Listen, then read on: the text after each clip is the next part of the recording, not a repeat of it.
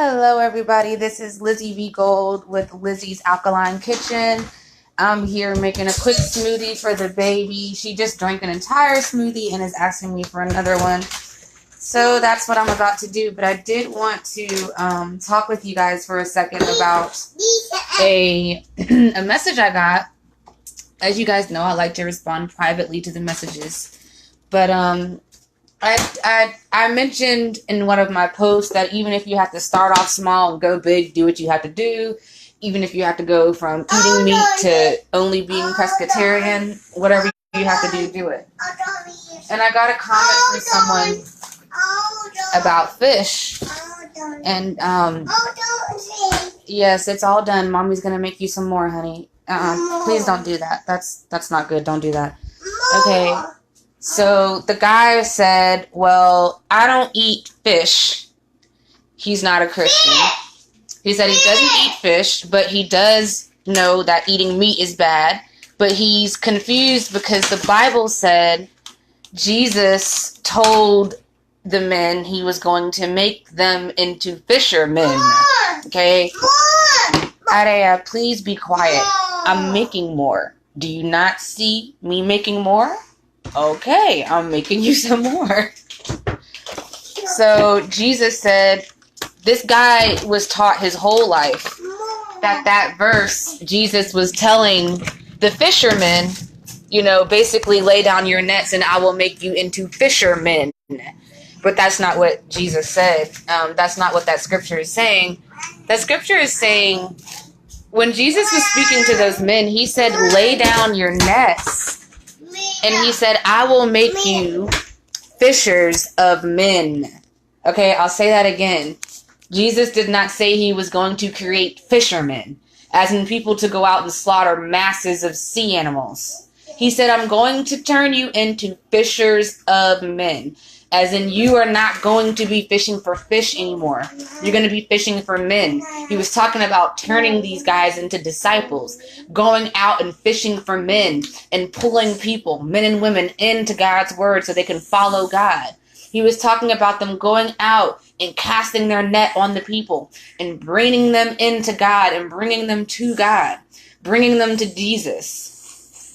It's something that he was speaking of, and he was using, we'll say he was speaking figuratively, if you want to say that. We'll say he was using an analogy, if you want to say that. However you want to say it, guys, we're all grown here. Let's not turn words into something that they were never meant to be.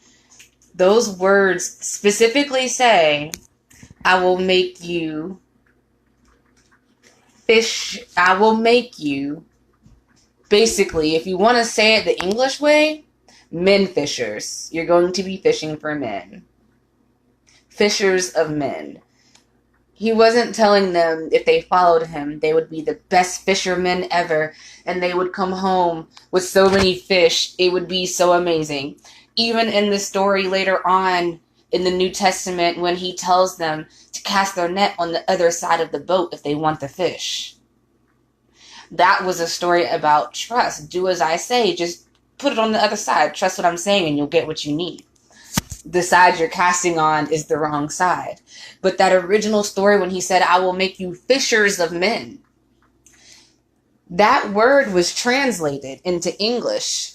And it's the King James Version is a translation I'm talking about, guys, where it uses it as one word. Fishermen. I will make you into fishermen is what the King James Version says. And I'm telling you guys right now, when you look at the different versions of the Bible and the different translations and you go back to that old text, you've got to get into Hebrew. You've got to get into Greek, because that is those languages are the languages that King James used when he was translating. Well, he had someone else translate the Bible for him, guys. King James Version, King James didn't sit down and write all this stuff down, okay? He had someone do it for him. But what I'm saying is, careful with your language. Careful with your verbiage. There are multiple languages on this planet. Not everything translates the same when you're pushing it from one language to another, especially English.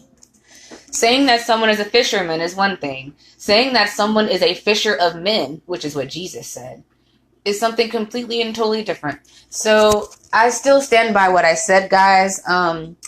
If if you're new at this and you're trying it out and you eat all kinds of meat and you're just backing up and you're taking baby steps, that's fine. It's okay to go from meat eater to pescatarian to vegetarian to vegan to Sebian to raw Sebian, whatever you want in between. That's okay so long as you're constantly progressing towards better health. That's what this is all about, guys. Living a better, more healthy life for us and for our children. It's not about having a religious war. It's not about having a religious battle. I am Christian. My diet is Sebian. I believe in God. I believe in Jesus. Let's go ahead and get that straight right now. The fact that I have decided to eat God's food and follow a different way of life does not make me not Christian. But there has been a lot of religious wars going on due to my choice of diet, where people are saying, okay, you're saying this is God's food and this is Jesus's way. And they're thinking that I'm a psycho person, and they're saying, well, Jesus created fishermen, so how are you saying that you're not supposed to eat meat if you want to be healthy? And I'm like, okay, stop the nonsense, people. That's not what that verse said. Jesus said, I will make you fishers of men. Okay, so let's just clarify that. Please be careful with your comments and your replies on some of these posts, because there's a lot of Bible readers out here that can see everything. And we will correct when it's necessary.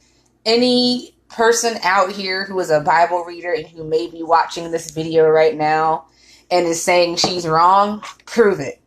Prove it to me right now that that verse did not mean fisher of men, as in fisher of men, going out to fish and gather people and bring them to God. He said, I will make you fishers of men. Anyone who thinks I'm wrong, anyone who maybe would like to teach me something, I'm always in the mood to learn. I'll be happy to learn. You can do as the gentleman did earlier and private message me if you'd like.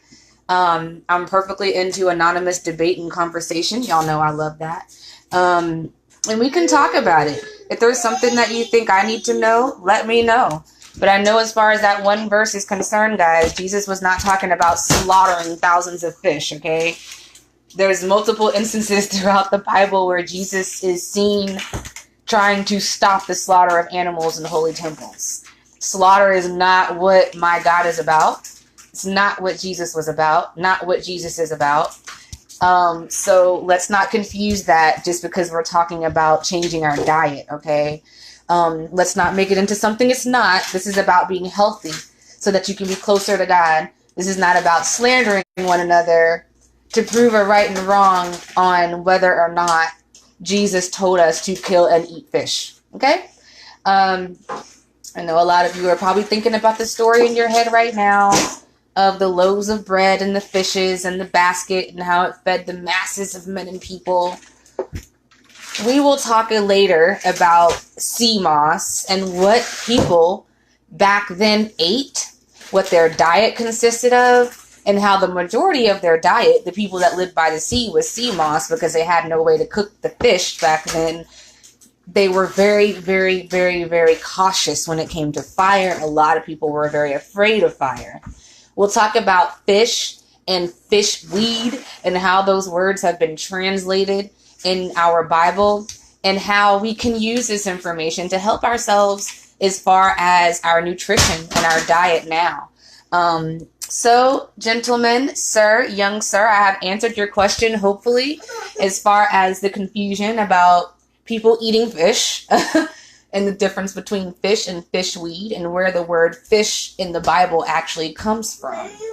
I'm going to do a post a little bit later on Lizzy B's Kitchen, Lizzy's Alkaline Kitchen. I'm going to have some Greek and some Hebrew definitions for you guys of what nourishment, sustenance, fish versus fish weed, and food is in what we like to call the Word, our Bible. I have that coming for you guys. I've got it all written out, and I'm going to post it for you here in a few days.